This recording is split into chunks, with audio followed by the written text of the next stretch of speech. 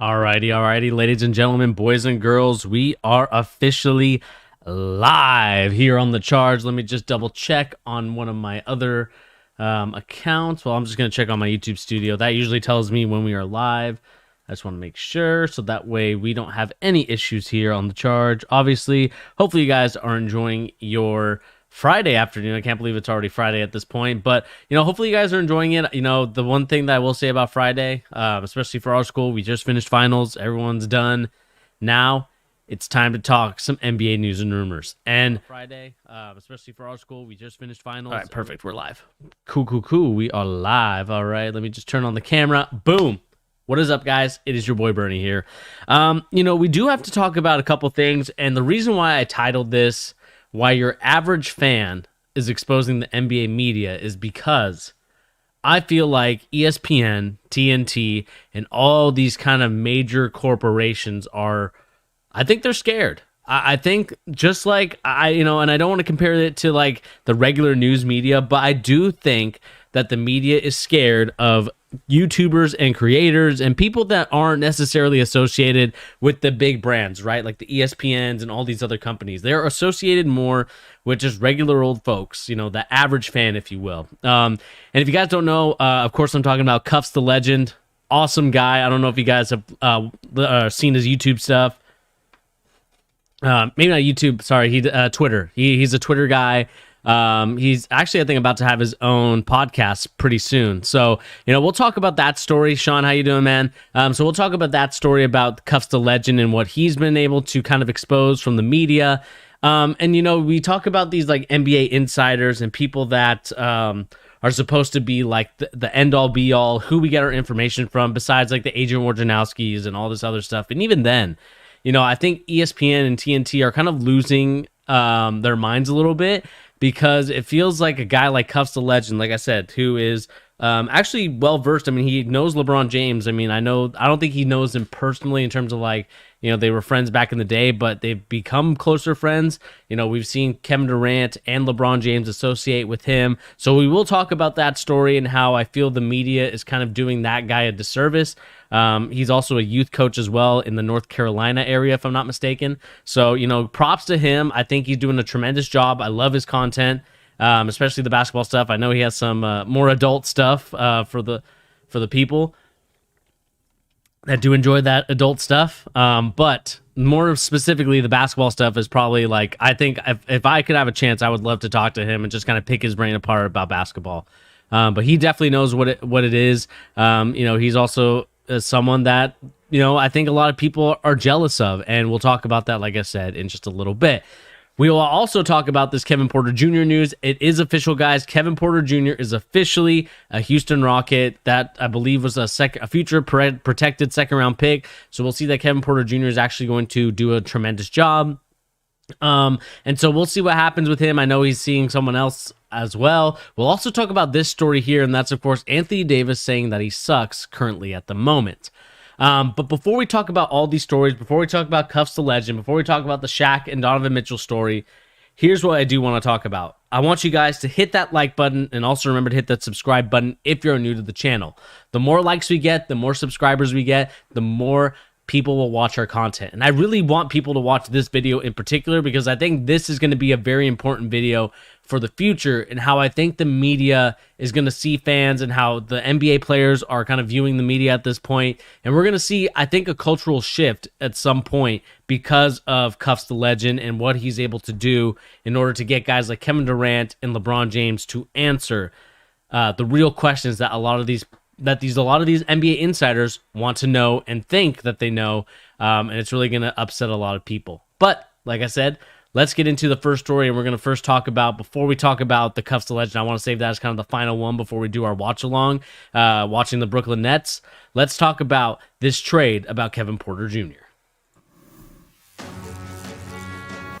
All right, so we now know that it is official that Kevin Porter Jr. was officially acquired by the Houston Rockets from the Cavaliers. The Houston Rockets have agreed to acquire Kevin Porter Jr. from the Cleveland Cavaliers for a protected second-round pick. The Cavaliers were prepared to trade or waive Porter if they were unable to find a suitable partner. And so I think this is actually going to be great news for Kevin Porter Jr., a new scenery, new fresh breath of fresh air. And this is still a team that, although is looking to rebuild and have a new team and a new system, I still think that they're going to do a tremendous job of getting this guy to where I think he can be. You know, maybe I'm biased because I'm from Seattle. He's from Rainier Beach. But I do think he can be a pretty good player. So it's all about what Stylist is able to do with him, and I hope that something will happen here. Remember Smart picking up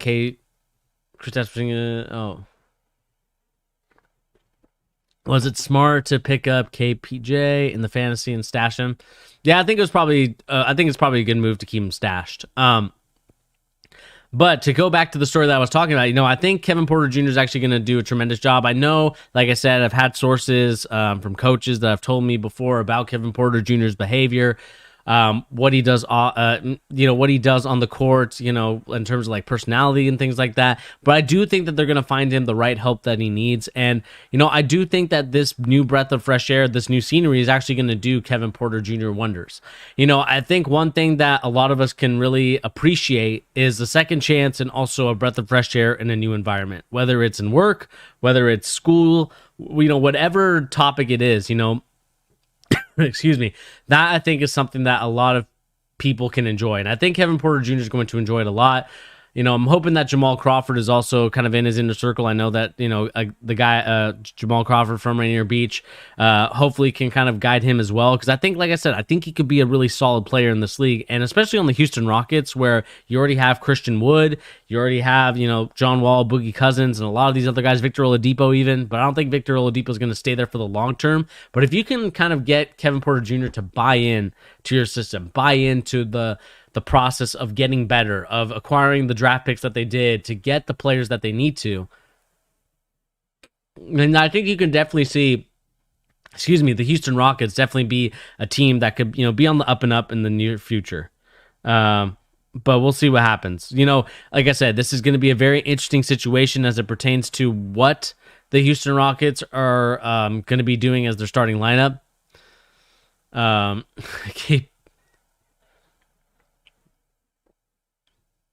KBG finally has a locker. I mean, I think this time he's going to get the locker that he wants. And, you know, as silly as it is, I understand, you know, there is some superstitions, of course, in sports, you know, whether it's the locker, whether it's the jersey number or whatever it is.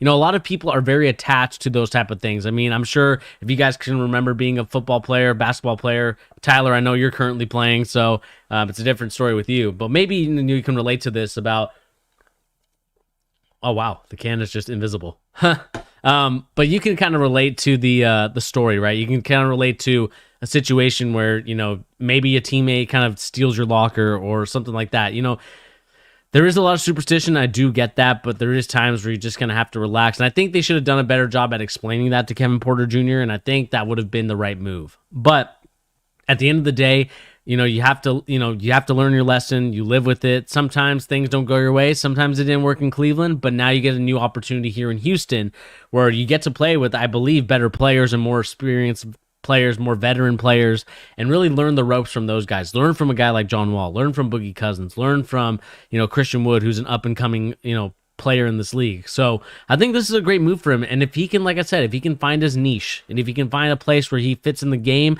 fits in the system, I know he was gone due to personal reasons. And hopefully if he still needs to get that stuff checked out, he does get it checked out. But I think it's going to be a great opportunity for a guy like Kevin Porter Jr. to grow and develop and become this player that I know that he can be. But let me know in the comment section down below, what do you guys make of Kevin Porter Jr.? Do you think that Kevin Porter Jr. will be what's Kevin Porter Jr.'s ceiling? I think that he could be a solid player. I think he could be like a nice role, not like I would say that he could be a starter in this league. Almost kind of like, I don't want to be lazy and say Victor Oladipo in terms of like, where I think he could be, but I think he could be a star player in this league. Will he be a superstar? That is, depending on the situation that he's in and kind of what the offense is around him. But I do think that he can at least be a star player in this league. I think the thing with him is that his scoring ability, the way that he's able to create his own shot, is something that I don't think you can teach. You can't teach that. And that's just something that he's just instinctively has grown and developed throughout his life. And I think that, like I said, he could be a good starting player, or if he wants to come off the bench and be a nice sixth man, then I think he could do that as well. Be a solid sixth man on a championship winning team. Like he kind of reminds me of like a Lamar Odom type of build, where he's like very lengthy, very tall, but is able to handle the rock and able to create his own shot. So I think that might be his ceiling. I think I could see him getting to that Lamar Odom level type of player. For those hopefully everybody here knows Lamar Odom. But if you don't know, of course, he was a star player. He was in Miami, then got traded to the Lakers, and then obviously won his championships with the LA Lakers at that point with Paul Gasol and Kobe Bryant. So, I could definitely see him being in that mold and that potential. But the key for me is just going to be, internally and also kind of like headspace wise, like, is he going to be able to, kind of stay in the game, get your head in the game, to kind of quote the greatest musical of all time, High School Musical.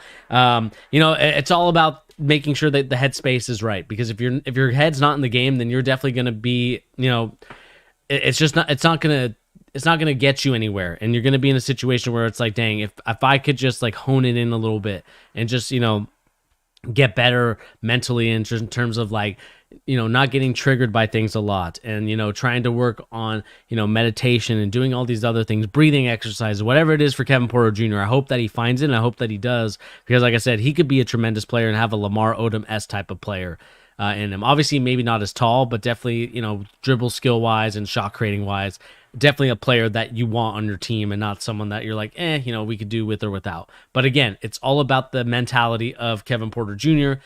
Now that he's in Houston, will that happen? We'll find out. But like I said, let me know in the comment section down below. What do you guys make of this Kevin Porter Jr. trade? Do you think it was smart? Do you think it was dumb? Let me know in the comment section down below if you think that Houston got a great pickup in Kevin Porter Jr. Now let's move on to our next story of the day. We got this story here talking about Anthony Davis saying, "I think I suck right now."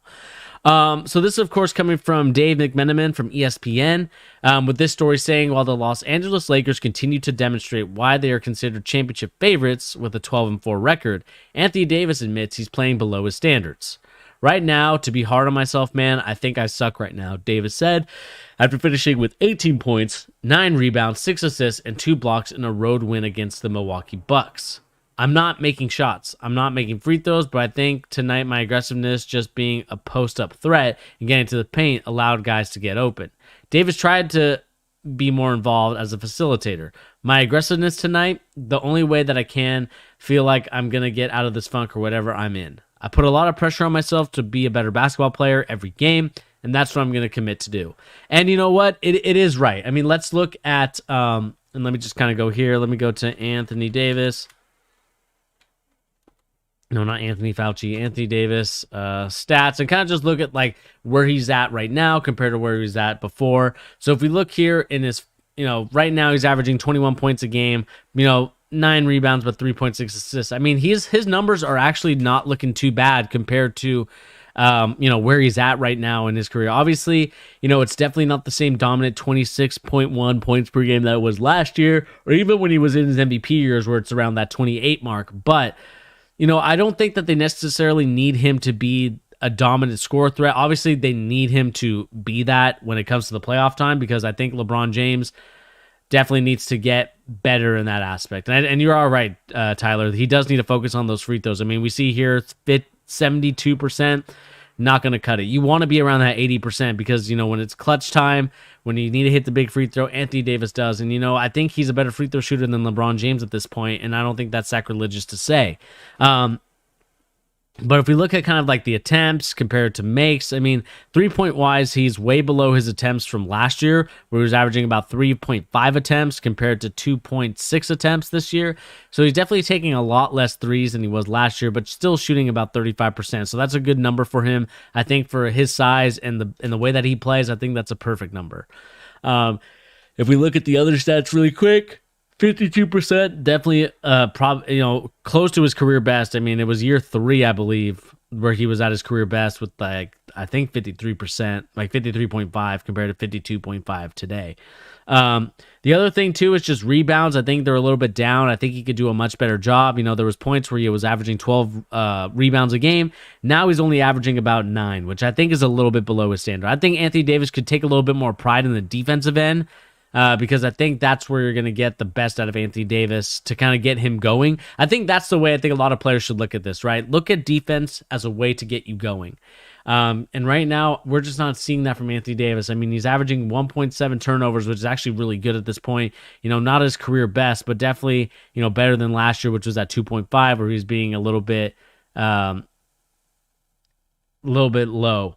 And you are right, Logan. He does need to be a little bit more aggressive, but I think that he's kind of trying to turn into this finesse big, which I don't think is necessarily what the Lakers need right now. They need him to be a strong big because they already have a sort of finesse big in Marc Gasol, and I think Marc Gasol is more of a post facilitator compared to Anthony Davis, who I think should be more aggressive. Like I said, 21 points per game compared to 26 last year. He definitely does need to step up in that aspect. He's definitely, like I said, he's definitely playing below his standard right now and obviously shooting 72%. I believe that's his career worst right now. So he definitely needs to focus in on that.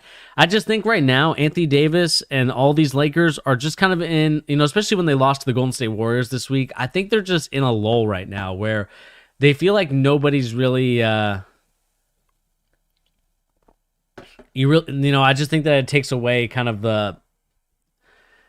the sort of energy and the urgency that these players are playing with right now, especially in the Western Conference. I mean, the Western Conference to me has not gotten better. It's kind of stayed about the same. The Denver Nuggets are struggling right now, which is disappointing for my prediction where I had them in second place.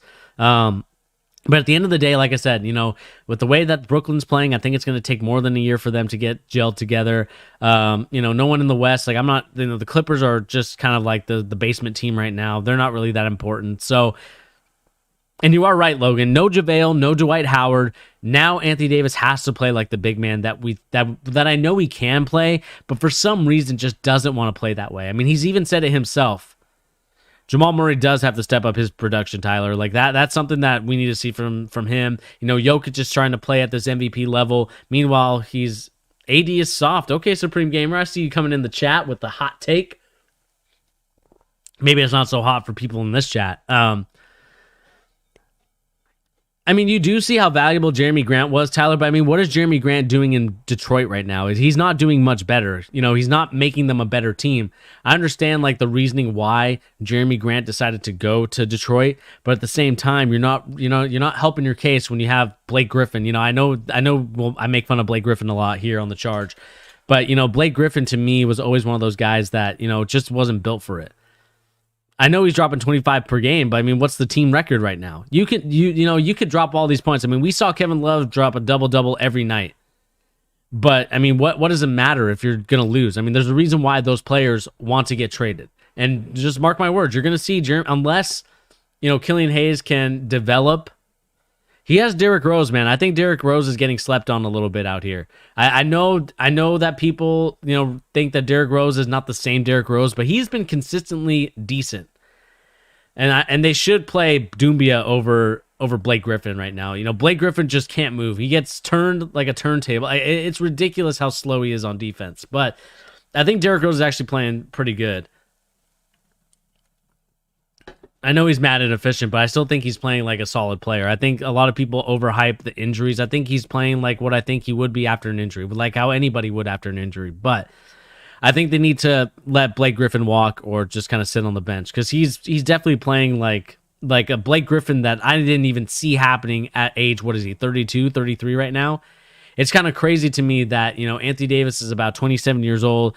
I think Blake Griffin was the 2009 draft. So he's about 30 now, 30, 31. And it's crazy how deteriorating his skill level has gotten from the time he left the Clippers to where he's at now in Detroit. It is crazy, crazy, crazy how he would. Do you think the Pistons will or would move Grant to be? No, they won't move him because they just signed him. What I could see happening is they trade away Blake Griffin, they trade away D Rose, and get someone younger or get some sort of assets to help out Jeremy Grant. It doesn't help Dwayne Casey's case that the Pistons are playing piss poor right now. It is frustrating. And, I think if you're Jeremy Grant, you joined this team, you were thinking that, Dwayne Casey was going to take you to the next level. They probably should have taken up Kevin Porter Jr., but I think that they don't. I think for some reason, I think the owner of Cleveland and Detroit are kind of like in it together. I think what's going to happen, and this is like way off topic. Excuse me. Is that you're going to see Dan Gilbert become the owner of the Pistons, and you're going to see LeBron James become the owner of the Cavs when it comes time for that stuff to happen, of course. But when I see kind of going on right now, is just I'm not seeing kind of the excitement that Jeremy Grant is playing with right now, and I don't blame him. When you're playing with guys like Blake Griffin, you're playing with guys like an inefficient Derrick Rose, you're playing guys with like Plumlee and players that are just so uninspiring, and except for Derrick Rose, of course. But it's just kind of one of those things that I want to see the Detroit Pistons get better. We want to see the days, or at least I do, where it was the 80 bad boys, or even that early 2000s Pistons team that beat the LA Lakers. I want to see that type of team again. But right now, Detroit is still in rebuild mode. Really think Gilbert would give up the Cavs for the Pistons? Yeah, I think he would, because I think he has a secret agreement that if LeBron James won a championship for him, and this is of course just all speculation, but I do think that Dan Gilbert, originally from Detroit, is going to want to own the Pistons, and he'll gladly give up the Cavaliers to LeBron James. I really do, because LeBron James is from that area. LeBron James loves Cleveland, and I could see that happening for LeBron James to be an owner. And I know that's his big dream and aspiration to do, to be a billionaire and be able to own the Cavs and build an efficient team. And I think LeBron James could do it. It's going to take a lot more, I'd be curious to see who he hires and all this other stuff, but that's just way years down the line. But that's kind of my prediction as what's going to happen. I think Dan Gilbert, again, is going to own the Pistons and have his family, generational wealth-wise, just, carry on the Pistons legacy. Meanwhile, LeBron James is going to own the Cavs. I really do. I really do think that that's going to happen. But again, that's just my opinion. But if we see here, guys, like I said, Anthony Davis definitely needs to step up, kind of going back to Anthony Davis and kind of the LA Lakers at this point. Like I said, nobody, in my opinion, is going to challenge the Lakers in the Western Conference. I don't even think anybody's going to challenge them in the Eastern Conference. I know a lot of you guys, Supreme Gamer, I think you're one of them, if I'm not mistaken. 7 foot, but no one takes the fadeaway. Shoot. Sorry, Supreme Gamer, I ignored a couple of them. So you said AD was soft, and then you said a 7 foot, but wants to take fadeaway shots. No center can guard him effectively. And that's true. And I think you're right. He does need to become better at attacking the rim. He needs to become better at being more aggressive, because I think the way that you're going to get a better AD is to have him be aggressive. And I think the problem is that LeBron James at this point, for him to get Anthony Davis going, he has to give up some of his shots and has to give up some of his offensive possessions, which I think LeBron James will gladly do. But at the same time, it's just one of those things where I don't know, man. We'll see what happens with it, but I don't think that anybody's going to challenge the Lakers at this point. I think the only way that the Lakers lose is just due to the fact that they're supremely confident and have a lot of hubris to themselves that they're going to lose that way. That's the only way I see it.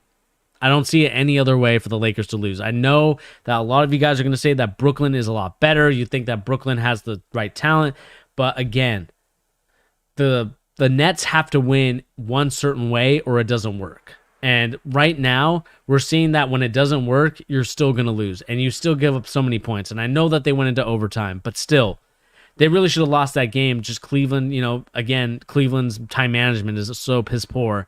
They need to start working on that. I know that JB Bickerstaff is working with that squad, but that's a young squad, and of course inexperienced in that situation to maintain a lead and to win out a game. Because really, they should have won the game in regulation. The Cleveland Cavaliers should have. They were up by so much already. So at the end of the day, we'll see what happens. But again, guys, let me know in the comment section down below, what do you make of this Anthony Davis story as it pertains to what he's going to do? Sexton the GOAT, he's pretty good, man. I think that defensively he's really good. You know, he is kind of a black hole in my opinion, just the way that, like, if the ball goes to him, you're probably not seeing the ball anytime soon. But like I said, guys, let me know in the comment section down below, what do you guys make of this Anthony Davis story? Do you think that he sucks, or do you think that it's a situation where he just needs to kind of grow and develop a little bit more and become more aggressive to get to the Lakers to the promised land once again? Now, we're going to move on to this Covington or Cuffs the Legend Instagram, DM situation at hand, but we need to watch one video so you guys can see what we're talking about. So let me play the video. I'm going to mute my mic so you guys can listen in on what Shaq and Donovan Mitchell had to say in their awkward post-game exchange.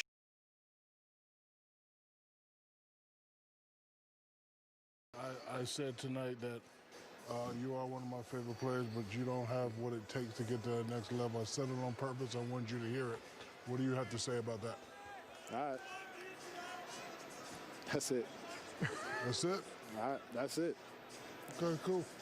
I mean, I wanted you to hear it. I've been hearing, Shaq, I've been hearing that since my rookie year. I'm just going to get better and do what I do.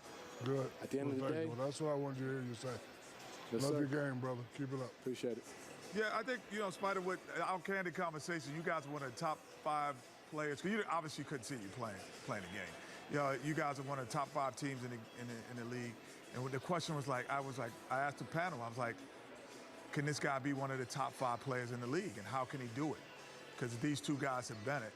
And the one thing that we were saying is being able to affect the game in rebounding and assist as well as scoring, because each year you become a more lethal scorer. You have each year. And that second way, then you'll be talked about with these guys, with Shaq and Charles and Lebrons of the world, because you're putting your team in position with your offensive repertoire. So that's the open conversation that you did not hear that went on. Got you. Alrighty. So that was, of course, Shaq and we'll talk about this Cuff the Legend situation and kind of what his take was and the reason why I bring this video up, and I'll pause it again. The reason why I brought this video up and the reason why we're talking about it is because I think what happens, and I think as kind of as the generations get older and older, and there's new I would say that there's new ways to teach kids. There's new ways of learning the game. Obviously, the old school way is something that a lot of the young players don't like. And even Shaq here, I think the reason why I think Shaq is wrong in this, I would say, scenario, and not because, the Utah Jazz are one of my favorite teams, just because, originally from there, or not, I'm not from there, but I grew up there. Also, you see the logo, Boston Celtics, from there as well. The reason why I bring this up and the reason why I played this video is going to play into the Cuffs the Legend story. But to talk about it more in terms of what Shaq said, I think what Shaq really meant to say was, I think you're one of my favorite players, but I'm waiting for you to take it to the next level. I know you have that extra gear in you. I know that you can take it to another level. But the problem is the way that Shaq words it, and the way that I think that from his perspective, how he wished that Kareem would have talked to him, how he wished that Wilt Chamberlain would have talked to him. I think that's the way that Shaq wants to kind of build a relationship with these young guys. But the wording and key, I would say wording is everything. And I think Shaq worded this poorly. I think this came off as more of a hater, more than just someone that you can kind of communicate with. And it really speaks to Cuffs the Legend's tweet that we talk about here. So he talked about this, and this is, like I said, of course, referring to the Shaq and Donovan Mitchell storyline. This is what it says. Why are young players so sensitive when OGs, legends, give them constructive criticism? When did the respect level change? And of course, you had 2 comments, one being from Kevin Durant and the other one coming from LeBron James. And this is what Kevin Durant, Easy Money Sniper, had to say. Them old heads need to go and enjoy retirement. These boys have coaches they work with every day. Lol. And then let me pull this up so you guys can see LeBron James's post. And he says here, there's a difference between constructive criticism and soft hating, though. I've seen it both ways come my way. Mostly hate. You can hear it in their delivery. And the reason why I bring this up, and let me make sure that this is kind of centered a little bit. Okay, perfect. And the reason why I bring this up to you guys is because this is one of these stories when it comes to, Cuffs the Legend, is that I think LeBron James and Kevin Durant probably said it best. I think LeBron James said it the best. Kevin Durant came more as, I get what he's trying to say. He's trying to say basically these players hear it every day from their coaches. They don't need to hear it from these old heads and other stuff like that. This hair, man, is just, man, I need to find some new gel, man. Tyler, I need whatever you got, because my hair right now is trash. But nevertheless, I think LeBron James kind of brings up a great point, though. I mean, when you have guys like LeBron James kind of saying that there is a point of criticism and there's also soft hating, I do think that there is a lot of soft hate in this league. There's a lot of soft hate as it pertains to, you don't want the younger guys to be. It's the similar situation of the dad and the kid, right? Your dad was a star basketball player. This is just an example, right? Your dad was a great basketball player, a great football player, a great soccer player, and then you come in and you try to outdo his status of those sports. And, sometimes your dad, he might, he'll be rough with you. He might be mad because, look, you're getting better in skill. His skill's declining. Your skills are accelerating. And I could see why a lot of people hate it because, obviously in this league, I think Shaq probably would have dominated. I think a lot of these older players would have dominated. I think LeBron James is an exception because I think he would have dominated in any era. But I think they see what's going on and they're like, damn, I wish I was born in this era, or I wish that, the way that Shaq plays, you can't play that way anymore. Yeah, his reaction would have been different if and maybe that's true. Maybe if Kobe would have told Mitchell that instead of Shaq, maybe it's a different story. But I think the reason why it's different, Logan, is because Kobe does like the when rest in peace, Black Mamba. But when he did his show on ESPN, he was showing how these players would get open. He was showing these different scenarios of these young players. And I do think that it's different because I think Kobe's more willing to talk to these young players, get them to get better, get them to another level. Meanwhile, Shaq, I don't think does that very well. I think Shaq comes off more as a hater because you don't hear him talk very often about the young guys. I mean, he's getting into fights with Rudy Gobert. I mean, there's no way that you should be getting in fights with these like players that if you think that you're above them, why are you getting into fights with them? Why are you trying to crap talk them? Why are you trying to do all these other situations to these players when we know that you hate them? And I think that's the reason why Donovan Mitchell was kind of like a little bit confused. And maybe, Donovan Mitchell, I know that a lot of us thought that maybe Mitchell was upset at Rudy Gobert for the whole pandemic when that first happened. But maybe, Mitchell has Rudy Gobert's side in this one. Maybe that's why he's like, okay. Because like I said, I think Donovan Mitchell can be a very great player in this league. I think he can be. But I do think that he does take some wild shots sometimes. And I think that I think he has the ability, like I said, to be a great player in this league. And I think it was crazy to me that he got drafted at 13. And I think in that draft, I had him at least in the top 8, in my opinion. But at the same time, like I said, and this leads us to the Cuff the Legend and kind of how people are jealous and the media is jealous of him. Let me bring you to one of his tweets, and I'll kind of talk about it here really quick. Let me see here. Not sure how this is sensitive content, but okay. Let's see here. There was a link to an article, if I can find it. Let's see here. See if I can find this article. Again, guys, content very I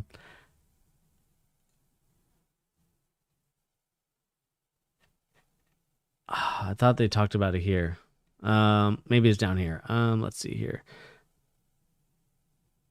And I think this tweet is probably the number one, and we'll go back to this one, is constructive criticism is about how you interpret it and how you digest the message. I think that's 120,000% correct. Because if you interpret it the wrong way, if something happens like that, it definitely does this.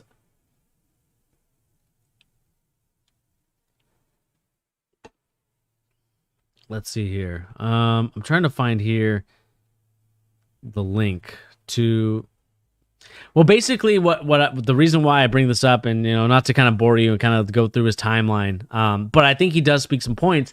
And the reason why I bring him up is because a lot of these NBA medias are kind of the exact same way as these NBA, I would say insiders, is the way that I think they treat a guy like Cuff the Legend or a channel like mine. Not saying that mine is the number one channel in the world.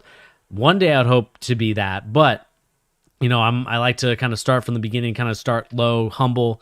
But you know what I mean? Like, I think a lot of these big news companies like TNT, ESPN are all jealous of guys like Cuffs the Legend who are able to get a guy like Kevin Durant and LeBron James to comment on his stuff compared to trying to get them from the media and these other outlets like Sports Illustrated, like Dime Magazine, Slam, like all these other news outlets and articles that are verified by Twitter. They have the verified check mark and all that stuff. Like I said, Cuffs the Legend, not verified at all, obviously has a relationship with LeBron James and Kevin Durant, and that's very clearly obvious with the way that they post. The media is jealous of this guy because they are able to get an answer from him as it pertains to what he said about the old heads. Right? I mean, this says it right here in this tweet right here. And when you watch and see the articles of LeBron James and Kevin Durant talk about constructive criticism, but don't mention this guy's name, I mean, this to me is just old head media being upset with the new wave of how things are done. I think, and correct me if I'm wrong, but I think we're tired of the old format and presentation of things, right? I think if you are someone who, where you get your news sources from, obviously, you watch the ESPNs, you watch the Fox Sports, but I think what's more interesting and I think what's a lot better is having your average fans, which I know that I can't remember what the dude's name is, but he always goes at Cuffs the Legend for some reason. And he comes across as a hater because he's upset that he doesn't have this easy connection to where, LeBron James or Kevin Durant are not replying to his comments in I would say, the Twitter threads or, via phone or via interviews. And the reason why the media is jealous of it is because they understand that they want to talk, they'd rather talk to their peers and talk to people that they respect and know rather than a bunch of guys that are trying to, manipulate answers out of. And maybe this is the reason why Kyrie doesn't like talking to the media, is because they understand how things are going to come across. But I do like the fact that Cuffs the Legend was able to get that answer from a guy like Kevin Durant and, LeBron James, and just being able to kind of be straight up with, why the OGs, why the younger players are sensitive and why players are not as willing to take the criticism that is given to them. And I do agree with Cuffs the Legend's ultimate take at the end. It's how you interpret the message and how you digest the message, right? Because Donovan Mitchell probably looked at what Shaq said and said, what the hell? What the heck? Why are you saying that? Kind of upset, angry, and I get that. I really do get that. But again, I think people are just jealous of Cuff the Legend. They're jealous of what he's able to bring, what he's able to inspire. Because like I said, he's a guy that understands these players. He has a connection with them. And, it's kind of what it reminds me of with Michael Jordan and it's going to really upset me, Michael Jordan and the reporter. I can't remember the guy's name. Amar Johnson. No. Oh, my goodness. Michael.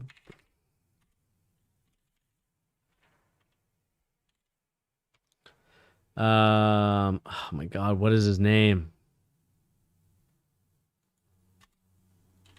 From NBC. Whoops, NBC. Amir Johnson. That was it. Or is it Amir Johnson? No, that's not right. Is it right?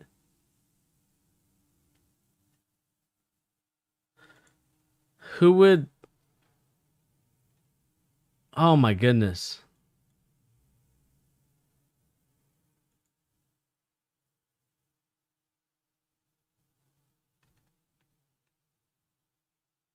Ahmad Rashad. That's it. Perfect. I apologize, Ahmad Rashad, for the disrespect here. I'm very sorry. But yeah, I mean, to me, I think when it comes to a guy like Cuff the Legend, it's the exact same thing as Ahmad Rashad talking to Michael Jordan, a reporter that Michael Jordan trusted, the one guy that he would do like the personal interviews for besides The Last Dance now. And now that, Michael Jordan's retired, he can kind of, relax a little bit. But when he's playing, it was a little bit heightened. It was all this stuff. And that's the reason why, in my opinion, why I think the media is just jealous of Cuffs the Legend, and why I think they're upset with him is because he's able to access them. He's able just to go, and I believe him and Kevin Durant had an exchange before even this one, and the media just reports it like they're the ones that own the story. They're the ones that have their own investigative reporter. I would not be surprised. We see that ESPN is blurring out this guy's Twitter and Instagram, which is just like, come on, bro. You can't be doing that. And that's kind of the reason why it upsets me that, they don't credit where credit's due. And, this guy, Cuffs the Legend, I don't know what his real name is, but that's kind of like the persona that he's going by, almost kind of like Ric Flair. So what I mean by blurred is that, places like ESPN or like dimes.com, and let me see if I can find the article. Let me see if I can find the article. It's really gonna frustrate me. Let's see this. Nope, that's not it. Let's see here. Hang on, Supreme Gamer, I got you. If I can find it, I got you. They censor his Twitter tag. They censor his posts. Like, basically what they do is that they basically take like how, you use like a video in your presentations or whatever it is, and you don't give the credit to the person that does that video. It's the same thing. Like, for example, like if I was to show this and didn't put the Bleacher Report thing here, and I was just to hide it and kind of say like, this is my own, that's what I'm talking about, like when they censor or blur it or don't show the logo, right? Like, even, I believe here, right? If I was to kind of blur this out or not show that this was from Bleacher Report or anything like that, that's the same thing they do to this Cuff the Legend guy. And they talk about, like, let me see if I can find the article from Dimes magazine.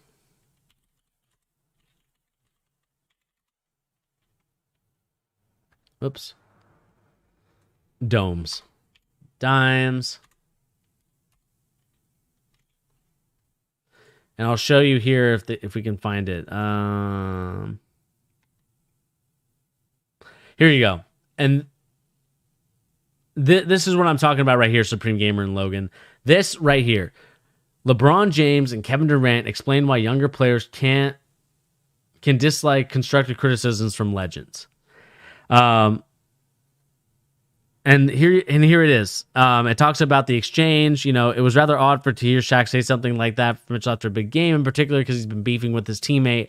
In fact, the question came to paraphrase why they aren't current players are not receiving. They got asked by Cuffs the Legend, and obviously they finally included it. But before, they didn't have this included. They didn't even have Cuff the Legends included in this post.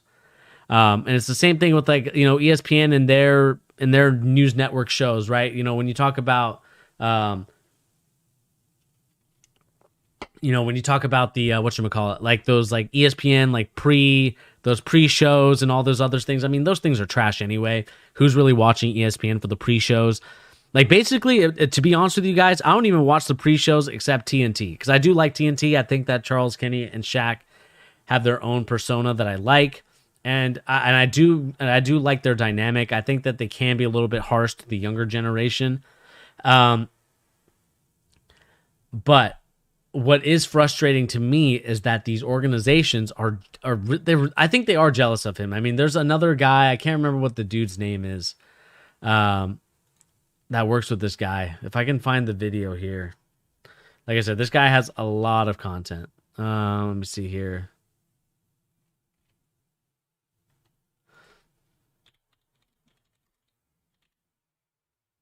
Let's see if we can find an average fan. Maybe that's part of it. No.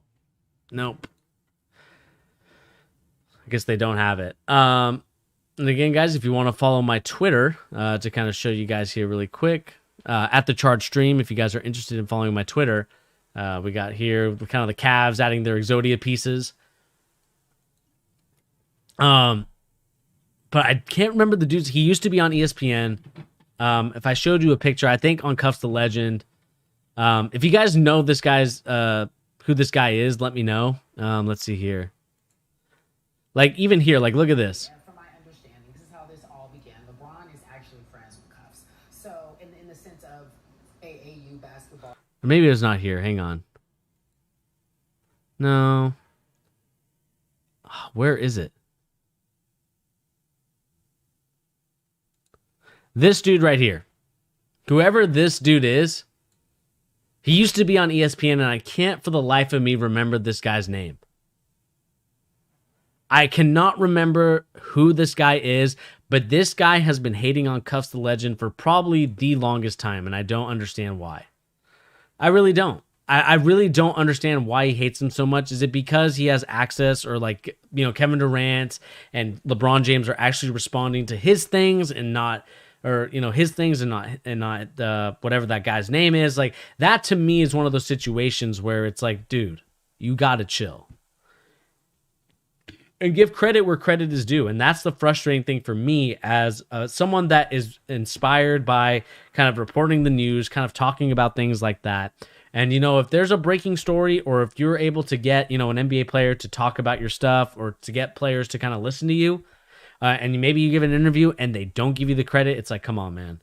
It's just kind of one of those, like, I meant not boss moves, but kind of one of those, like, weak moves, because it's like, you know that this guy's the one that does this. And, you know, there's, again, we got this kind of like people talking about Donovan Mitchell and kind of like what's going on with him, hearing it from Shaq and all these other things. And again, the reason why I bring this up and the reason why I talk about this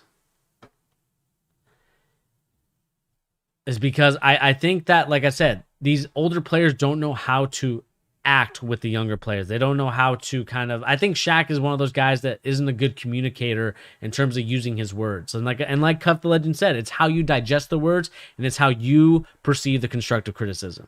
Because like I said, for all we know, maybe he's right. Maybe, you know, Donovan Mitchell needs to do these other things, and, you know, maybe we're blinded because of the way that Shaq worded it. This is the reason why you probably, if you're going to communicate with somebody, you got to make sure that you're very clear on the message that you're trying to send to that person.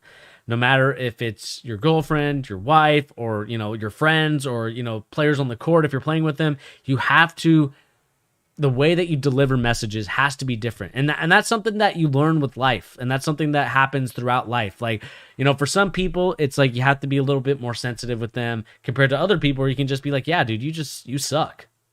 And that's kind of the thing that I think a lot of us should work on. And it's something that I'm trying to work on myself is, you know, how do you deal with the constructive criticism? How do you deal when people are trying to help you?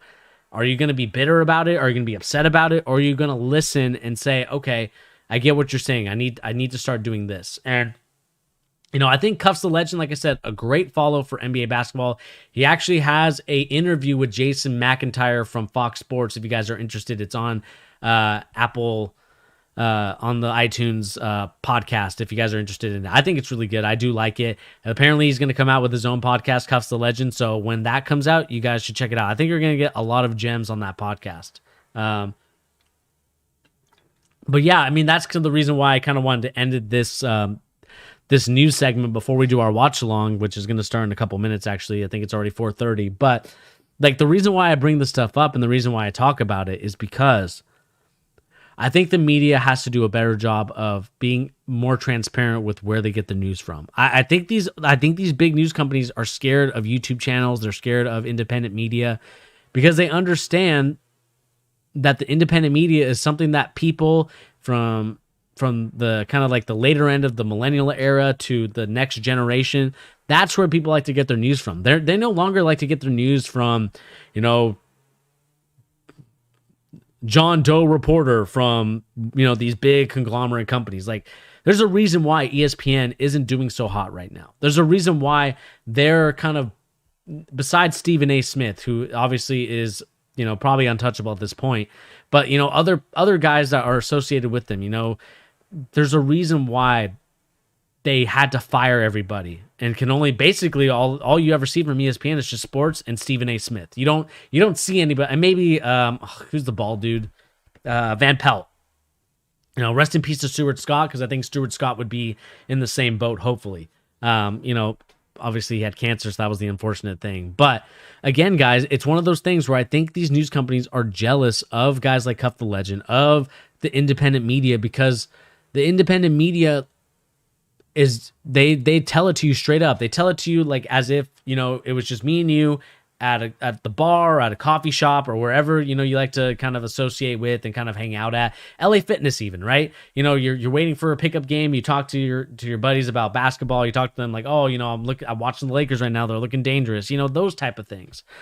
And so that's kind of the thing that I notice when it comes to this stuff, is that they blur out the guy's name, they blur out the information, and basically just say that you're an average fan or some dude.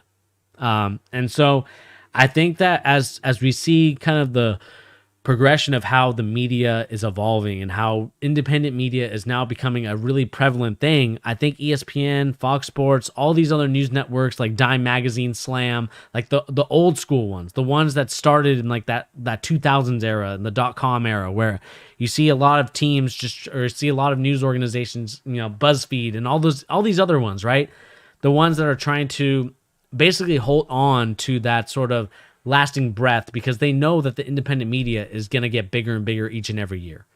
And I'm not trying to claim to be one. I'm just here just kind of reporting the news on stuff that is happening or that could potentially happen. I'm not trying to be the one to break the stories. I'm trying to interpret it so you guys can understand it in a way that makes sense, that you can see what's going on in the media. You can see what's going on in sports media. You can see what's going on in the NBA, and how there's sometimes you do need to criticize these players. There's sometimes where you need to kind of chill out and be like, okay, let's wait a little bit. But again, that's something that comes with age, that comes with time. And hopefully as I get better and better at this, we can kind of talk about it more and more. And, you know, hopefully one day, the goal is to maybe one day do an interview with one of these NBA players, and just kind of talk about like how the grind is, you know, what's an everyday life look like for you, and just kind of the questions that I think the media tries to get from these players, but do a poor job because it sounds very robotic and it sounds fake, and are not really interested in that player and are more interested in getting the views and clicks for that organization itself. But like I said, guys, that is going to be the end of the news segment. So if you guys are watching, this is going to be the end of kind of the news and rumors before we go into talking about the Brooklyn Nets and watching their pregame, as we see Kyrie Irving and James Harden take the floor as Kevin Durant has an off day today. But like I said, guys, let me know in the comment section down below, what did you make of our stories today? We talked about Anthony Davis saying that he sucks. We talked about the Kevin Porter Jr. trade to Houston. What do you think is going to make of that? Do you think that Houston's going to be a solid contending team, or do you think that they're going to be in a rebuilding year with these guys, along with John Wall, Boogie Cousins, and now Kevin Porter Jr. added to the mix with Christian Wood? And also we talked about this Cuff the Legend and Shaq versus Donovan Mitchell storyline and what's going on with that situation. We talked, like I said, about the average fan exposing the media for what the media truly is: a bitter, jealous, old head. But like I said, guys, let's move on to the NBA, and we're going to watch a little bit of it. So if you guys will just bear with me, I'll put on League Pass and we'll watch this game as it pertains to Brooklyn and Cleveland. Watch it from the Nets.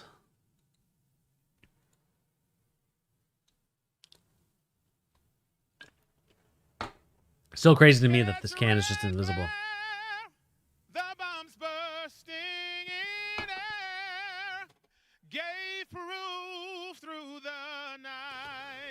And right now they're just singing the national anthem. I believe that it's by a Cleveland policeman. Shout out to him. Looks like it's Cleveland's City Edition jersey night, which I'm not a big fan of the City Edition jerseys, but not this one at least. I don't like the Cleveland one. It's too. I understand that it's from the different bands because that's where the Rock and Roll Hall of Fame is, but still not associated with that. And if you guys are still watching with me, let's talk. Talk in the live chat. Let me know what's up right now. What are you interested in right now? It could be NFL, it could be NBA, whatever storyline you want to talk about. Let's talk about it. If you guys got something to talk about, put it in the comments section. I want to talk whatever it is that you want to talk about. But they're just right now introducing the starting lineup, so let's listen in. Duke, number 11, Kyrie Irving. And I believe there is fans there. Miami, number 1, Bruce Brown. A 6'5" forward from Arizona State, number 13, James Harden. A 6'6" forward from Virginia, number 12, Joe Harris. And a 6'11" Hopefully we're still from live. Texas A&M, number 6, DeAndre Jordan. Okay, good. We're live. First energy. Oh, okay. It's Game time. Haru. Let's see it. Oh, what? Oh, okay. I was going to be like, come on, man. I'm trying to watch this intro video.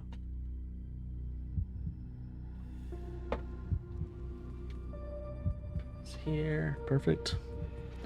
Let's watch this intro video really quick. Doom, doom. Do not go gentle into that good night. Oh. Old age should burn and reign at close of day. And the NBA has made the decision that they are suspending. Though wise men at their end, no. All right, we're going to mute it just because I already know they're going to play Lock Up the House, and it's going to be, I'm not trying to deal right now with some copyright stuff. So, unfortunately, I'll wait until the players are introduced. That's maybe one thing that we should judge, and maybe I'll do a live stream of that this week or this coming week. It's just who has the best intro video in the NBA, and I want to know if I'm able to kind of watch all the intro videos because it would be fun to kind of watch the intro videos and see which ones are the best, which ones are the worst. We got Torian Prince added now, Jared Allen added to the video.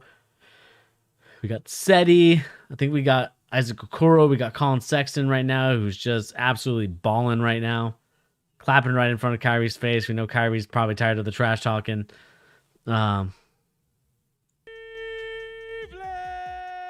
right, here we go. Time to get out of your seat. Let's meet the starting lineup for your Cleveland Cavaliers. See who the starting lineup is. I like how they have a dog and a Cavalier as their mascot. Alabama, number 2, Colin Sexton. Starting at the other guard from Auburn, number 35, Isaac Okoro. Okoro. Okay. He's starting at 1-4. He's from Turkey, number 16, Cedi Osman. Jetty. He's starting at the other 4 from Wyoming, number 22, Larry Nance. Wow, Larry Nance is from Wyoming? That's crazy. And he's starting at center, and he's from UConn, number 3, Andre Drummond. Andre Your Drummond. Cavaliers are led by head coach J.B. Bickerstaff. Let's participate in this trivia. See if we can get it. One more time, Cleveland. Let's make some noise for you. Like I said, if you are live in the comments section, talk to me. What we got, guys? What are we talking about today? What's on your mind about the NBA, NFL, any type of sport? I'm down to talk any sports right now. So, like I said, leave it in the comment section down below. What are we trying to talk about right now?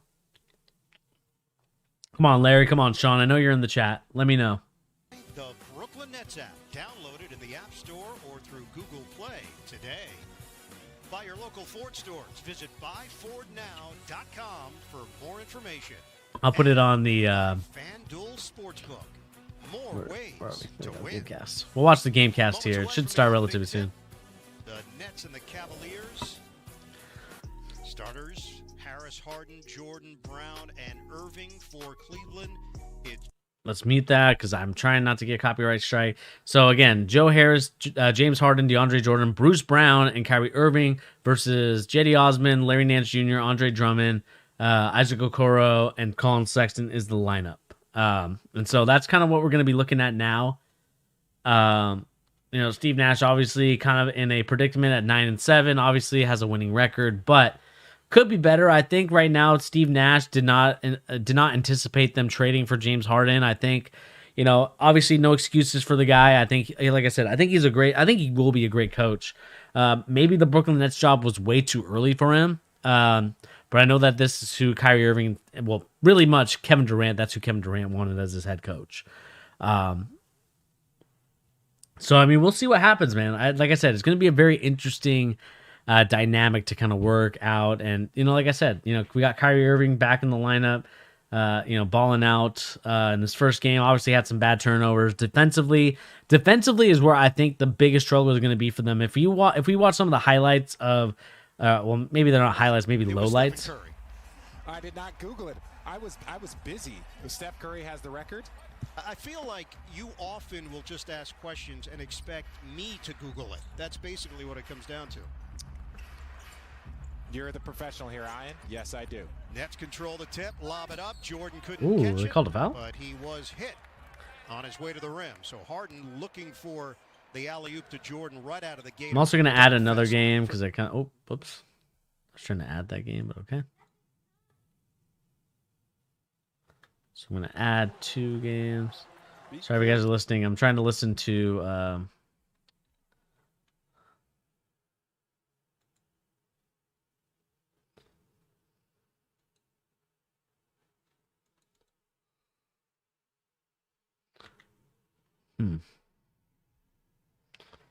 Alrighty, I guess we're just going to have to deal with this. This situation here takes a lot of pressure off of their coach because he doesn't have to worry about fitting the 3 guys together, making it work. He just has 2 of them. Now he can function better with the 2 guys. Okoro to the bucket. He scoops and scores around Harris. Kyrie Irving had a big night in the first meeting. That's true, Logan. He definitely does coach it the way that, I would say, like, the reason why I think it's annoying is because, like, in no matter what sport it is, you have to play defense, man. Like, you have to at least play a possession or 2 of defense. Not saying you got to play 24/7 like the the 2000 and what was it, 2000 Baltimore Ravens or like the 2002 Bucks. That's probably dating myself there. But, like, you don't have to play that kind of defense, or even, like, the Detroit Pistons of the 2004 era. Like, you just have to play just solid enough to get more possessions on offense than defense. And right now, the Brooklyn Nets defensively are just not in the mold of. Good shot by James Harden. And that's kind of like my frustration is that, like, they just can't get the stops when they need to. It's the same thing with the Bucks. Like, defensively, they're good, but they just can't get the stops. Jordan missed the shot, gets it back, and lays it in. Well, that's the easy way of getting a couple rebounds. Throw it up there and go get it. The big fella goes after it strong and lays it back in. But also, you got to remember, Logan, that D'Antoni is also part of the staff. And you know that D'Antoni's like, don't worry about defense. We're just going to be an offensive team. Brown, the former Piston. He gets to the paint, works on Nance, puts it up, blocked by Junior. Sexton spins into the forecourt, works on Brown. He scoops it up, missed the shot, loose ball corralled by Jordan, and out comes Irving. Irving, top of the key to the foul line to Harris. Extra pass to a wide open Harden. Good shot by Harden. Corner 3 and give the Nets a 9-4 lead. Already ahead of his last game totals in the first quarter. Sexton, who had a career-high 42 as he knocks down a 15-foot. Good jump shot. Good job by Colin Sexton for that jumper. Down the stretch. Well, the way they play their high pick and roll, Colin can get that shot at the foul line every time. And if they give it to him, take it. See here, down screen. DeAndre Jordan tried to find Harden. That was anticipated by Okoro. Okoro's fouled by Jordan in the open. That's lame. And I tell you, see, there's something pleasantly indescribable about Wednesday's game that has such a unique. And again, guys, if you are joining me, the first 54, 55 minutes, we talk about Kevin Porter Jr. We talk about the whole Cuffs the Legend, the average fan, and how they expose the media. And we also talk about Anthony Davis saying that he sucks right now. So if you guys are just tuning in, that is where the video is at. So if you go to like the first 54 minutes, that's going to be more so of like the news and rumors and basketball opinions portion of this. And this part, probably from like I said, from 55 on up, is basically us kind of doing a live stream of the first half of the Brooklyn Nets and the Cleveland Cavaliers at this point. So like I said, if you are just joining now, go and check out that past stuff, because it actually is very interesting. So like I said, the three of us love playing together, and we feel that this is the start of something great. Obviously, on the Cavs side of the ledger, the comeback and everything else down the stretch, and the performance by this man, Colin Sexton. 20 straight points for the Cavs in the first overtime and the second to lead the Cavaliers to victory. A great night all the way around. Well, everybody enjoyed the game. It was a great basketball game. You look at what the Cavs are happy they got everybody back. Now, what Durant's talking about is he already knows that this team is going to be good. They just have to have time to work on the little nuances of the game. And frankly, they do have a lot of time, as of course we're early into the season, and that's just 16 games in. A foul is called. Irving knocks down the corner three and has a chance for 4, as Isaac Okoro has just picked up his second, only 3+ minutes in. Well, with Kyrie really in a new role, not a new role, but he doesn't have to be on the ball all the time, off the ball. He's going to play more of a 2-guard spot. Ooh, they call a foul there? Interesting. For that anyway, as he hits the jumper from the corner, he's more of a guy that needs freedom to just be the great basketball player he is. Supreme Gamer, are you still here in the chat, man? I just came in to check to see how you're doing. So Isaac Okoro with that pair of fouls makes an early exit. Man, I sound like I'm in freaking Zoom class right now with the way I said that. Strong in his Cavalier debut. Yeah, and I know the Rook is a little frustrated, but he has to learn. He has a defensive. See, defensively, let's look at their principle. How to keep your hand out of the cookie jar in order to stay in the game. Sexton feeds Andre Drummond. Drummond lays it in. Man, I honestly, watching that pick and roll defense with DeAndre Jordan and James Harden is absolutely god awful. I think LeBron James and Anthony Davis are going to have a field day if they match up in the finals, man. All of his players on his team in play, so his assist totals will naturally go up. Yeah, I don't see how that pick and roll defense is really, really bad. James Harden. Here's a look. They're trying to make sure that he stays engaged with Harden. And again, Harden handles the ball too well to be kind of hanging on him that far. You got to kind of back up a little bit, but stay within body contact. Harden is one of the best in the game at drawing fouls. Shoots nearly 8 free throws a contest, as that Harris three-pointer doesn't go. Nance posts up Harris. Deals to Prince. Prince got run off the line by Harden. Now deals to Sexton for 3. Joe Harris finds Harden. Harden has 6 early points. Kyrie Irving 7. Irving looking for more. Good finish by Kyrie. He has an energy tonight. His energy is much better and much different than the last game. Cavs have to be careful with him because he can go off at any moment. With no Kevin Durant in the lineup, you had to figure we'd see a lot of Irving and Harden as Taurean Prince cans his first three-point attempt. Yeah, his jumper is starting to look real comfortable now, like he did with Atlanta. At 17 in his Cavalier debut, as that Irving 3 is long. Out comes Colin Sexton. The Cavs are down 2. He's guarded by James Harden. Ooh, he missed a cut. He missed a cut. Drummond now. Larry Nance, that was a good cut. Oh, God. No, Andre Drummond. Puts his tail into Jordan. Spins, 10-footer. He shot, puts it home, and ties this. Okay, Andre Drummond. Okay. Touche on that make. He went in and made body contact with him, which really gives him the advantage once you make body contact. Sometimes Andre Drummond's IQ is just like it baffles me. Like, I don't know if you guys watched that layup miss that he had, but I was just like, how do you miss that? Kyrie probes, gets to the paint, tough shot, and a foul is called. Mutual respect, I should say, between Sexton and Irving. That was on display after the game here on Wednesday night. Taurean Prince playing his second game in a Cavalier uniform once again with some instant. So, I mean, as we're on commercial break, the one thing I do notice is that they definitely have kind of Kyrie.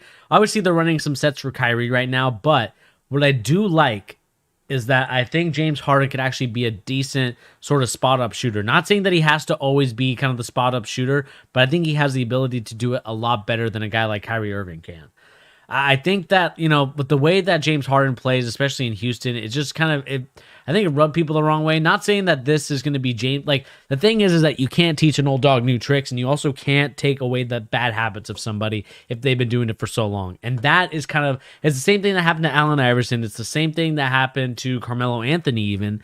I think that, Carmelo Anthony was always like, you know what? I got to be the offensive player. I got to sacrifice my defense for that. And that's kind of like I said, that was the habit that Carmelo Anthony built from his days in Denver that is now carried over even to his days in Portland. And so I think you're seeing the same thing with James Harden. Is he going to go back to that sort of, I'm going to be the ISO dribble guy, or am I going to be the guy that's able to kind of, if I need to, spot up sometimes and shoot the rock? And obviously, Joe Harris is that guy. He's the number one guy to do that. But I think James Harden has to take it upon himself to do that as well. So we'll watch and continue to see like the growth and development of these players. But like I said, this is going to be a fun game to watch because, like I said, you have Kyrie Irving, you have James Harden, and you're going to see if and how that dynamic works. And so, again, they're still in timeout. I think I got the Cavaliers. Nah, I got the Nets in this game. I think the Nets are going to win this time.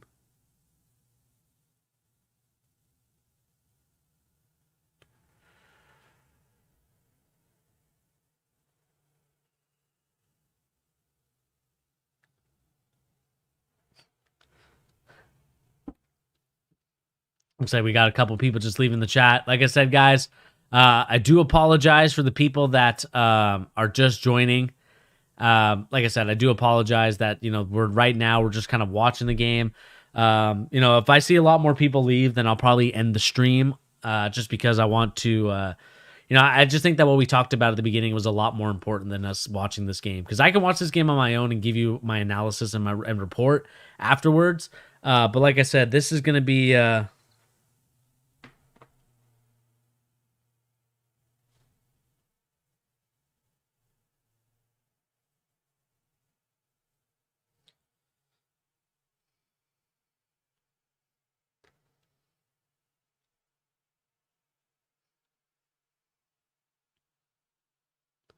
but for the people that are still here, Supreme Gamer, Tyrese, or Eoy, if you're somewhere in here, if you're watching it and YouTube's not showing it, like I said, hopefully you guys are having a great day. Tyler, if you're still here, hopefully you're chilling right now that finals are done.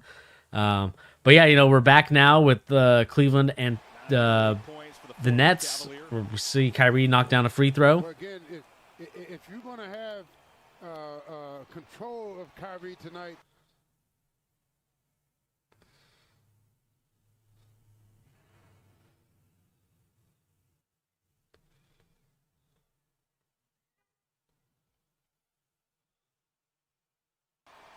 Cavs have to keep him engaged defensively.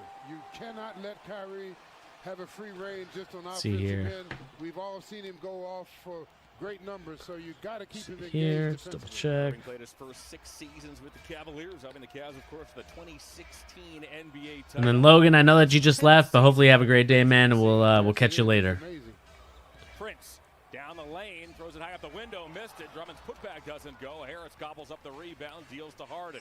Harden on the run, gets to the foul line, plows through Osman, missed the shot, Drummond rebound. But that was good defense by Jetty. He stayed in front of him and wouldn't get out of the way. That's what good. I like that we actually have... You can't let him get by. You got to keep him in front of you. Let's take a look at our injury report. Brought to you by Elk and Elk, and it is a lot shorter than we've seen over the last handful of games. I didn't even know I forgot Dellavedova is now on the team. But Kevin Love still with the calf injury. We got Kevin Durant with the Achilles. We got Dinwiddie obviously out. They can go to it deep in every position. When they come back, the Cavs will really be at full strength and ready to go. Oh, that was a bad turnover. Come on. Green has come off the Brooklyn bench. He goes coast to coast. That Cavalier bench 2 nights bad take. Outscored the Brooklyn bench 44-10. That's a bad execution. Kind of threw it in no man's land and got just picked off. Sexton works off a Drummond screen, leans, banks, can't get it to go, but gets his own rebound, gets fouled, puts it. And one for Colin Sexton. Great hustle. It off the window, and he has a chance for the three-point play. Doing a good job of being his energy is very infectious, I would say. Just the way that he's able just to get to... I feel like he wills the team a lot. Get back in that basket. I'm coming back. Good move by the young bull inside. Sexton scored 22 of the Cavs' 34 points in overtime. And again, guys, I do apologize for last night that there was no stream. Obviously, training is just taking kind of taking its toll, and it's just put me in a. I just feel like I can't give you guys my best stream with the way that Unforgettable. with the way that I like to stream and the way that I like to do it. So again, guys, I do apologize for not giving you the best stream that I can, but. Hopefully you guys are enjoying watching right now. Like I said, it's gonna be a lot of fun. I think that we've got a situation here that we can kind of chill and relax. Like I said, we're watching right now the Cleveland Cavaliers and the Brooklyn Nets without Kevin Durant in this game, so we'll see how this team operates. Larry Nance, the good jumper. See, when you have impromptu plays like that, they happen because the ball is moving and bodies are moving. The ball finds the open man 90% of the time. The Cavaliers have taken their first lead. That ball is kicked by Prince. Little kick ball. Cabarro is checked in for the Nets. You know, you look back to that game 2 nights ago, AC. The Nets hit their first 10 shots, sprinted out of the gate. Cavaliers midway through that first quarter, got things back under control, steadied the ship, and off they went the rest of the way. You're right. It was good to see them stick with it because when you hit 10 straight shots and you still don't waver at all, that really was what helped them get themselves going and win that ball game. There's Reggie Perry, the rookie out of Mississippi State, and there's Jared Allen. He, like Taurean Prince, was sensational in his Cavalier debut. Harris missed a 3. Oh, tipped by Darius Garland, who's back. Come on, Garland. First time in 9 games, missed the last 8 with a shoulder injury. As Joe Harris knocks that down, looked at the Raptors and said, "Finally, he struggled here." Let's see here, we got 5 people in the chat. Hopefully, everyone is doing all right. For the people that just joined, again, the one thing I will say for you guys is that the kind of the stuff that I talked about and the title of this video is more towards the beginning all the way up to the 54-minute mark of this video, just because we're doing a little watch along for the people that are here. So like I said, if you guys are kind of new to the channel again, like I said, the first 54 minutes are me talking about the actual storylines, and for the last, to where we're at right now, we're more talking about the kind of watching the game and talking about, the defense and what it's looking like. Which, defensively, I think the Cavaliers are they're doing better, but defensively for the Nets, it's looking a little suspect. So, like I said, let me know in the comment section down below. What do you guys make of this whole storyline? Allen had 4 all told in his Cavalier debut to go along with a double-double, 12 points and 11 rebounds. Well, I never understood why a guy would stand in front of a guy 7 foot tall, basically, and keep thinking that he could just stand flat-foot and get a shot over top of him. The Nets are in the penalty. Let's pause for a word. You go, Taurean Prince would hit that.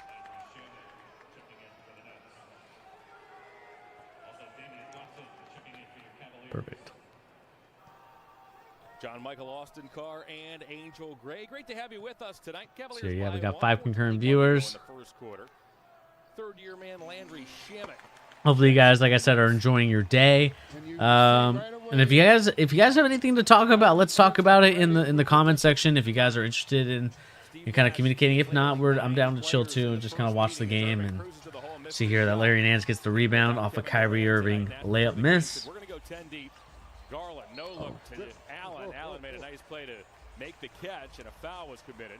It's amazing how right away Garland is just still doing his thing. Nice little look away pass. And this is Allen's first time playing with him.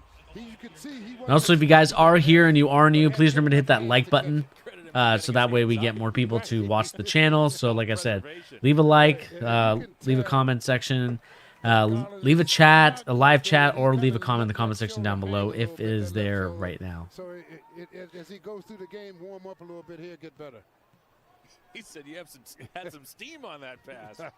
Darius as Allen splits the pair. Cavaliers are in the midst of a 10-2 run. They've taken this 25-22 lead.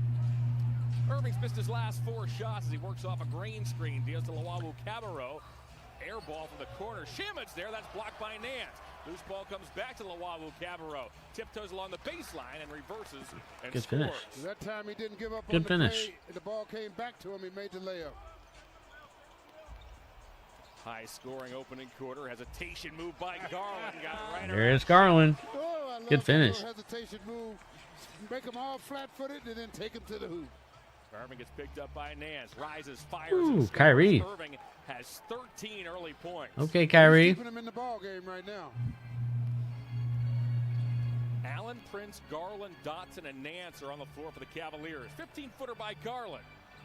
Allen work for the offensive rebound. We have a foul call. It's on Luau Cabarro. Not only did Allen get inside Luau Cabarro, but he drew a foul. Yeah, man, with DeAndre Jordan not playing as many minutes, like basically you're relying on a rookie in Perry, you're relying on Luwalu, and you're also relying on Jeff Green to get rebounds. Like that's just not going to work, man. They're going to need to, like, I know they got another big. I think they signed him. I think he was on Detroit last year, if I'm not mistaken. But still, it's one of those things where they need to somehow find a way to finesse a sign and trade, or no, maybe not a sign and trade. Sorry, excuse me, like a released player and try to get claim someone off waivers. Because, like I said, rebound wise, I think they're going to struggle a lot. Obviously, when you shoot threes, the rebounds go wider, and obviously for guards, it's a lot better. But you know, if you do take those inside shots, and especially the offensive rebounding there, I mean, that was just that was Jared Allen just getting inside the Luwalu and able to just finish there. So to me, they need to start looking at finding a way to get better rebounding. I just don't think you're going to get that. They're gonna have to start shooting lights out if they're like, and they're gonna have to shoot a pretty decent clip in order to like win games, in my opinion. Especially the big three. I mean, you know, when you're without Kevin Durant and Kyrie Irving might take a break. You know, Kevin Durant will definitely take a break with the Achilles injury. Works on Reggie Perry. Backs up, looking to set up the rookie. Stumbled, lost the ball. Luau Cabarro. Dotson can stop him. So can Prince. Good block by Taurean Prince. Down rejection. Get that weak stuff out of here. Windler the other way. Steps into a three. Windler. Knocks it down. Welcome back, Dylan Windler. Yes, Dylan Windler, what a three. Windler deep in the rock. Credit Prince defensively. He just didn't stop. Harden draws a foul. Taurean Prince with the block. Good block. I mean, here's the thing, and for the people that are still here in the chat, or if you guys are just kind of trying to listen in, the one thing I will say about this team right now is that, yes, I think the Nets are a solid team. I think they're going to be an actually great team. But the problem that I'm seeing here, and maybe we'll just watch the first quarter, and then I'll say sayonara to you guys, so you guys can enjoy the rest of your day. Dang, it was just sunny like literally 20 minutes ago here in Seattle. It gets dark so easily here, it's actually really annoying. But to kind of to stop going on my tangent about that and going to this, like the thing that is going to really make or break the Nets at this point is just defensive rebounding and just basically getting opportunities. I feel like the Lakers, with their size, you know, with LeBron James, Anthony Davis, Montrez, like they don't. I feel like the Nets don't have a Trez on their team, and you need a Trez off the bench. Like Joe Harris isn't a Trez. He's more of like a three-point shooter that'll get open, that'll find open looks, and, you know, will occasionally cut to the basket to make those basket cuts to finish at the rim. Like you don't have an energy hustle guy, which I think is going to be someone that you need. And that's someone that you're definitely going to need on this team. And I don't care who you are. I don't care what you say. Like this team right now is not a team where I'm like, yes, this team is going to be a championship winning team. I think that they're going to win. They just don't have a bench. And I know that they want to get guys like Perry involved. And obviously with Kevin Durant, the minutes are going to be a little wonky here.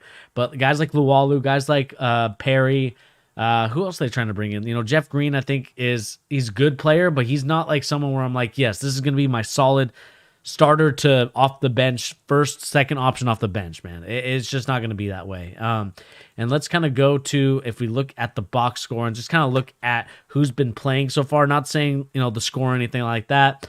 Like the only guys that haven't been involved yet, which is kind of a shame. I think they probably should try and trade Landry. Like, and I know that's sacrilegious to say, but if they're not going to use Landry Shamet, who's already played only 2 minutes and hasn't really done much, they're going to need to start filling in the void for what's going on with guys like Caris LeVert, guys like Jared Allen, who I think they probably should have kept, in my opinion. I think it would have been a more competitive series with the Lakers, but now, since they took that away, they're going to have to be shooting lights out 4 out of 7 games. And I don't know if the Brooklyn Nets can do that for 4 out of 7 games. I think they could do that for, a solid like 2 or 3, but they're definitely not doing it for a solid 7. Like, you might have to play 7 games where you do have to exert all that energy and win 4 games in that aspect. So, with Perry being the guy, you have Chioza, you have Johnson, who are not playing in the game, but, you have guys like Shamet. Man, it's going to be one of those situations where right now you see Kyrie Irving already, even though he's 4 of 9, defensively, the plus minus is just not there for him. And James Harden right now, actually looking pretty good. I think he's at the free throw line, if I'm not mistaken at this point. I'm not really paying attention to, what just happened this last like 2 or 3 seconds ago. But like I said, guys, like this is going to be a situation where I don't expect the Brooklyn Nets to compete, in my opinion. I really don't. And like I said, if you guys are just new or you guys are just tuning in, we talked about the stuff from the title of this video. From the 54-minute mark is where it ends. So from the 0 second all the way to the 54 second or 54 the 54-minute mark is where you want to go to, from 0 to 54. Cavaliers are on top 32. Like I said, if you are just joining us, but if you are kind of catching in with us again, just, how are we doing, guys? Like, are we doing all right? Everyone doing good? We enjoying our time? It's actually pretty cool. I didn't realize that my green screen would actually take out the bubbly can because it's a lime flavor. But that's pretty cool.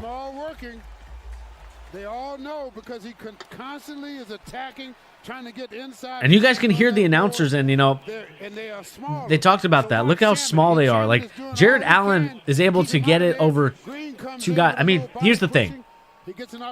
Sorry, Cleveland Cavaliers announcer. You're gonna just kind of distract me a little bit. But the problem with the Brooklyn Nets. Hey, Gabby, how you doing? Did you finish all your chores?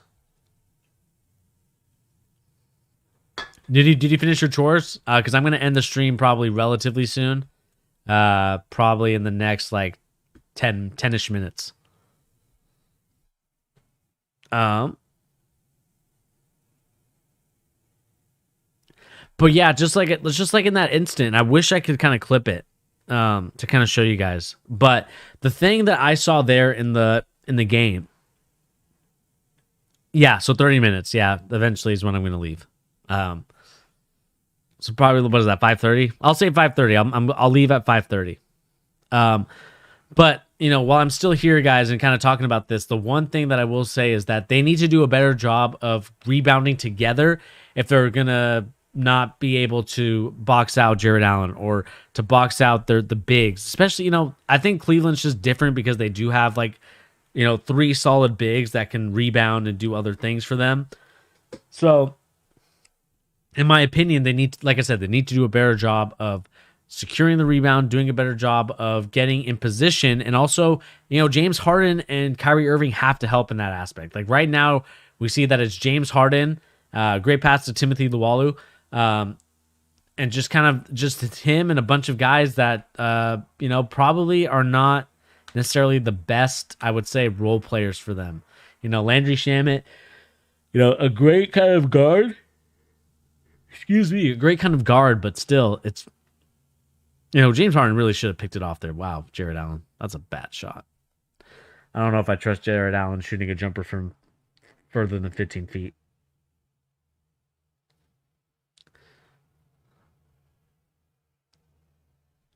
Oh, let me put the sound back on. Harden is one of the best at drawing fouls in the NBA. He actually was grabbing to his right shoulder. Now he's flexing that shoulder a touch. There's an 8-second difference between shot clock and game clock. Garland going to work on Shamet. Scoop shot blocked, deflected, grabbed by Wow, come on, Perry. Jared. Shot clock Really? off. You're Harden gonna up ahead to Shamet. Shamet has time. He'll fire. Allen another rebound as the first quarter comes to an end. Cavalier bench with some strong play. They pick up where they left off. And again, guys, as the quarter just ended for the Cleveland Cavaliers, and the Nets game, like the big issue is, like I said, going to be defensive rebounding and just defensively the principle of the pick and roll, right? Because like I said, Anthony Davis and LeBron James are going to have a field day. I think any team that relies, like Jokic even, like any team that's going to have to face this Brooklyn Nets team where they get to go off pick and rolls, where they get to basically expose kind of like what they're bad at. You know, DeAndre Jordan isn't the same spry DeAndre Jordan that you had like 10 years ago where he was playing in Lob City. Like, this is a DeAndre Jordan that is older now, probably not as like a high flyer as he once was. Gonna probably do some good moves, but not gonna be enough to where you're gonna see him, you know, really make a difference. I mean, there's a reason why he didn't play much. You know, he played like what he played right now, like maybe like 6 minutes, maybe 7 minutes. Like, he's not playing the same amount of minutes as a guy like Harris or you know, Harden or Irving or even well, Jeff Green, you know, 5 minutes. You know, it's just one of those things that I just don't necessarily see them. I see them in trouble with that. You know, with only one true center in this team. Like I said, you don't have to have all the best centers. You don't have to have every like big center that's going to do everything, but what I will say is that they're in trouble. If they have to face any team with some sort of big that's able to get some moves on them, they're going to be in trouble because defensively, the principle of, obviously, we'll see what happens when they play a center that actually can shoot the rock. That's the one thing that I'm actually interested to see, because right now they're kind of just letting DeAndre Jordan kind of drop back into coverage off the pick and roll. So if I could just draw it really quick for you guys, kind of whiteboard. Oh, come on.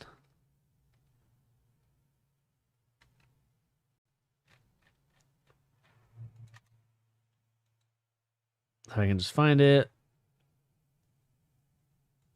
So if I could just draw it really quick, guys. So right here, right? Paint. 3-point shot, right? And obviously I don't have a stylus, but when James Harden has the rock right here, when the offensive player has the rock right here, we see the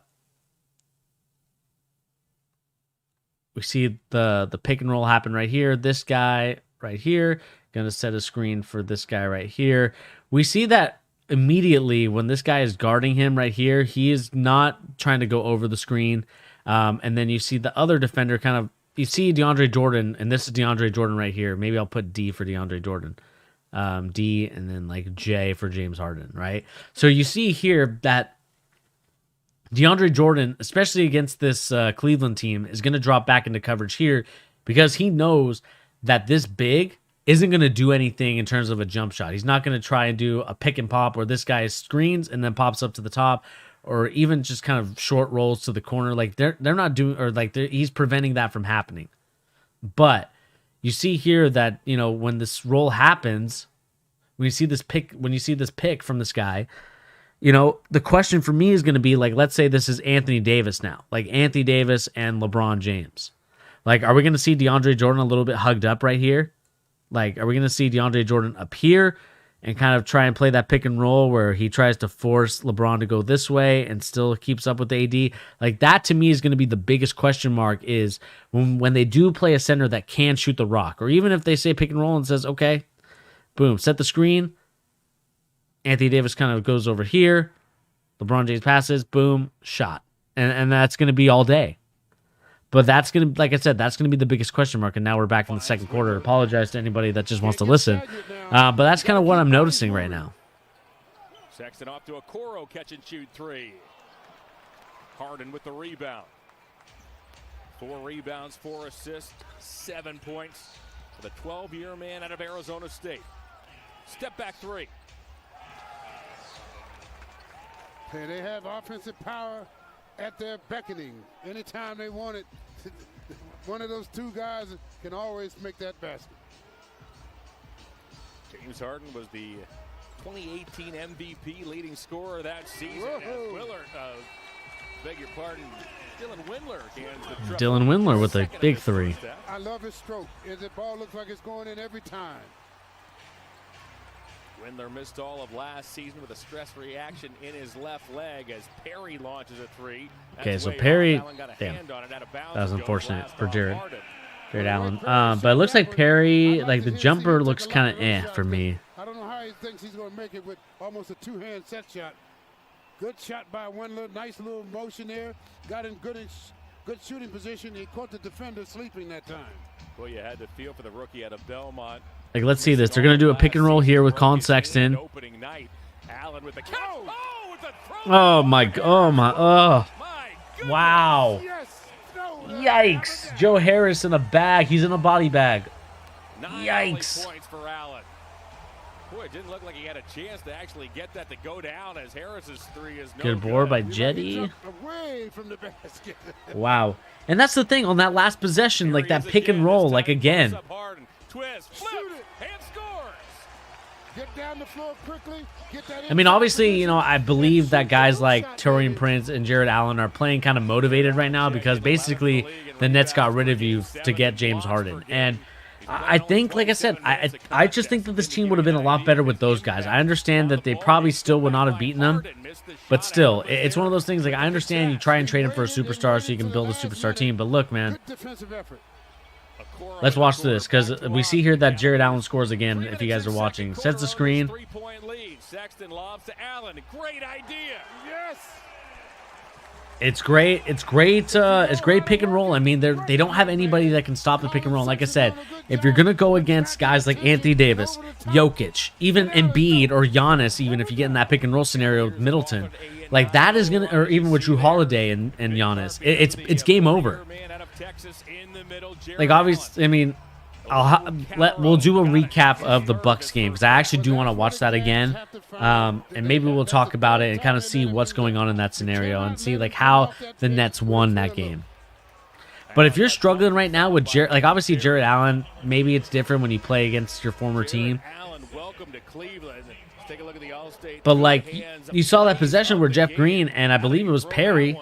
And even Perry with James Harden there again, it's just that defense is not going to cut it if you're trying to win a championship. And that, like, I don't care who you are. I don't care what offensive superstar you have.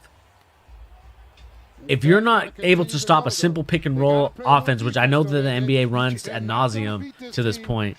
See here, set a double, kind of a cross horn action. Colin goes to work. He got fouled. It's going to be a shooting foul for him. But yeah, I mean, that's kind of like, that's basically, you know what?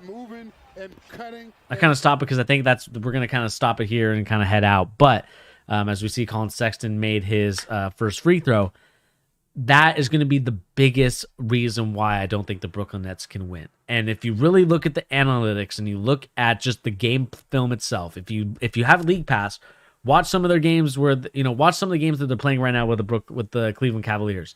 You could say that it's motivation of playing a crappy team. You could say whatever you want about that stuff, but look, man, the fact that they are not able to stop a simple pick and roll with a player like Jared Allen, who is very, I would say, still raw at this point. He still needs to work and grow.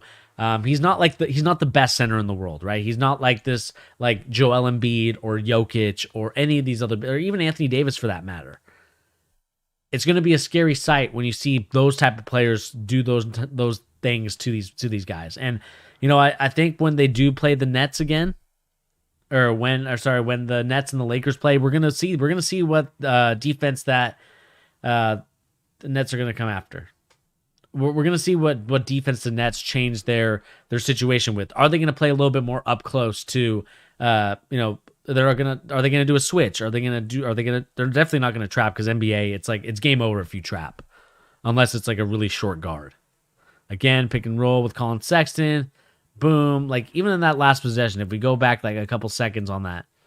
And I wish you guys were watching with me, but even then, we see here DeAndre Jordan once again slacking on the defense. And I get that that's kind of the I would say the principle of how they're going to play, but man, it is one of those things, like, I'm sorry. If you see that they're killing you right now, I honestly would scoot them up just a little bit. I'm not saying you got to like be all up in there and try and trap the pick and roll, but man, it's just not looking too hot right now.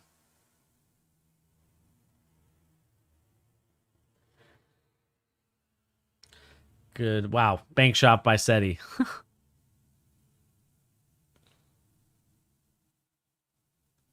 Ball was off target, but it hit the backboard, hit the bank board at the right place, right in the square. You know what? For Let's three. see what these last 7 minutes are going to be. Cabarro looks to answer, can't. Long rebound grabbed by Okoro. The Cavaliers have themselves this 7-point lead. When you shoot a lot of long shots, that's where the rebounds will be. Sexton down the lane block. I don't know what Sexton was doing there. Green, the Nets have numbers. Green around Prince. Yeah, they don't hesitate when they get out on the break. You know where they're going, straight to the hoop.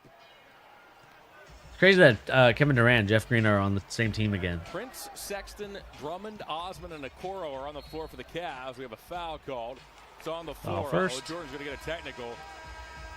Boy, a long look was taken by Scott Twardowski back at DeAndre Jordan after Jordan barked following the call. Colin Sexton with it. But yeah, I think that's going to do it for us guys here. Again, I do apologize. If you guys wanted to watch the whole game, obviously there's different ways of watching it.